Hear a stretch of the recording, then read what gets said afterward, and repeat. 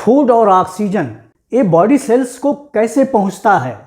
किसी भी समय जो ऑक्सीजन है और जो डाइजेस्टेड फूड है जो ब्लड कैपिलरीज में फ्लो कर रहा है, ब्लड वेसल्स में फ्लो कर रहा है, वो ब्लड किसी भी समय डायरेक्ट सेल्स के कांटेक्ट में नहीं है। तो फिर ये चीजें कैसे सेल्स को जाती हैं, कैसे पहुंचती हैं। तो ये जो आर्टरीज हैं वो फिर ब्रांच करती हैं आर्टेरियोल्स में। ये देखिए एक आर्टरी है, ये आर्टेरियोल में ब्रांच हो गई। इसको एक हम ट्री फॉर्म में भी दिखा दिए हैं कि देखिए ब्रॉडर जो है आर्टरी है और आर्टरी से फिर आर्टेरियोल निकल रहे हैं और फिर आर्टेरियोल की जो ब्रांचिंग हो रही है, फाइन ब्रांचिंग, वो कही जाती है कैपिलरीज। तो देखिए ये जो टिश्यू है, टिश्यू सेल्स का बना है और सेल्स के पास कैसे ऑक्सीजन और न्यूट्रिएंट डाइजेस्टेड फूड कैसे पहुंचता है, ये थ्रू कैपिलरीज जाता है। क्योंकि सेल्स के बीच में कैपिलरीज देखिए इनक्रोच करती हैं, जाती हैं। फिर यही कैपिलरी का जो नेटवर्क है यही फिर रीयूनाइट होके बनाता है वेन्यूल और वेन्यूल्स फिर बनाता है वेन। तो आर्टरी के द्वारा जो है ऑक्सीजनेटेड ब्लड न्यूट्रिएंट्स को लेके टिश्यू के में आता है, सेल्स के पास तक पहुंचता है, लेकिन डायरेक्ट कांटेक्ट में नहीं होता है। ये देखिए एक ब्लड कैपिलरी हमने बना दिया जो कि एक सेल थिकनेस की है, सिंगल सेल थिकनेस की है। और ये जो सिंगल सेल थिकनेस की ये जो कैपिलरी की वॉल है इसको कहते हैं एंडोथेलियम। एंडोथेलियम जो है ये स्क्वेमस सेल्स की बनी होती हैं और स्क्वेमस सेल्स जो कैपिलरीज में एंडोथेलियम का फॉर्मेशन करते हैं और ये बहुत थिन वॉल्ड सेल्स होते हैं और ये सिंगल लेयर एपिथेलियम बनाते हैं जिससे स्मॉल मॉलिक्यूल्स, सॉल्यूट्स, वाटर, ये सब चीज़ें बड़े आसानी से इनके थ्रू देखिए सेल्स के बीच में लीक कर जाता है। लेकिन क्या चीज़ लीक नहीं होता है इन ब्लड कैपिलरीज से?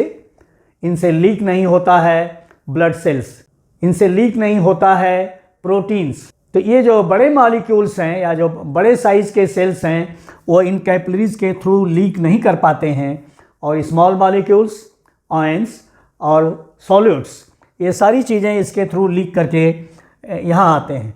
लेकिन ये कोई ज़रूरी नहीं, ये कोई आवश्यक नहीं कि कैपिलरी हर सेल तक अपनी पहुँच बना ही ले। सामान्यतया तो हर सेल के पास तक पहुँचती है लेकिन कहीं कहीं नहीं भी पहुँच पाती है। तो ब्लड के कॉन्स्टिट्यूशन में आप जानते हैं कि ब्लड के जो कॉन्स्टिट्यूएंट्स हैं वो प्लाज्मा है, सेल्स हैं, आरबीसी, डब्ल्यूबीसी और प्लेटलेट्स हैं।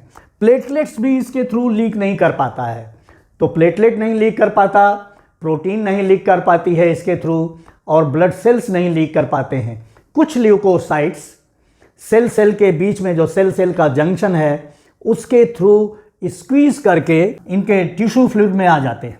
तो ब्लड का जो प्लाज्मा है उससे जो फ्लूइड सेक्रीट होगा और जो सेल्स के बीच में आएगा उसको कहेंगे टिश्यू फ्लूइड। ये टिश्यू फ्लूइड है, ये देखिए ग्रीन कलर में टिश्यू फ्लूइड दिखलाया गया जो सेल्स के बीच में रहता है, पड़ा रहेगा। इस टिश्यू फ्लूइड को एक्स्ट्रा सेलुलर फ्लूइड भी कहेंगे क्योंकि एक सेल के बाहर है इसलिए एक्स्ट्रा सेलुलर फ्लूइड कहा जाएगा। सेल सेल के बीच में है इसलिए इसको इंटरस्टिशियल फ्लूइड भी कहेंगे।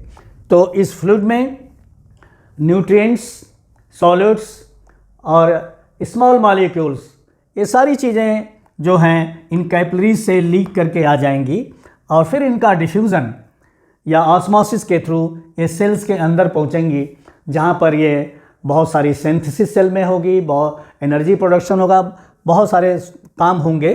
तो फूड और ऑक्सीजन ऐसे सेल्स तक पहुंचता है। फिर इन टिश्यू फ्लूइड का दो और काम होगा। ये टिश्यू फ्लूइड जो मेटाबॉलिज्म के थ्रू जो वेस्ट प्रोडक्ट्स बनेंगे जैसे कार्बन डाइऑक्साइड है, जैसे डाइजेस्टेड फैट जो है, कुछ प्रोटीन्स हैं, वो सब इस टिश्यू फ्लूइड में रहेगा।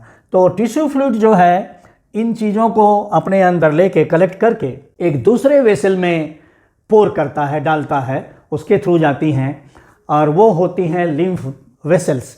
लिम्फ वेसल्स भी यहाँ रहेंगी टिश्यूज़ के पास और वो ब्लाइंड एंडेड होती हैं।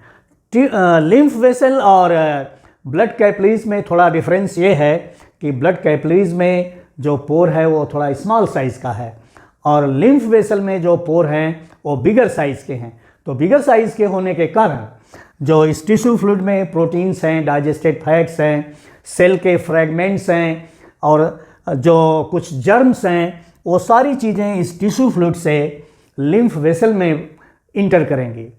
जब ये टिश्यू फ्लूइड लिम्फ वेसल में इंटर करेगा तो उस टिश्यू फ्लूइड को लिम्फ वेसल में आने के बाद लिम्फ कहा जाएगा, उस फ्लूइड को अब लिम्फ कहा जाएगा।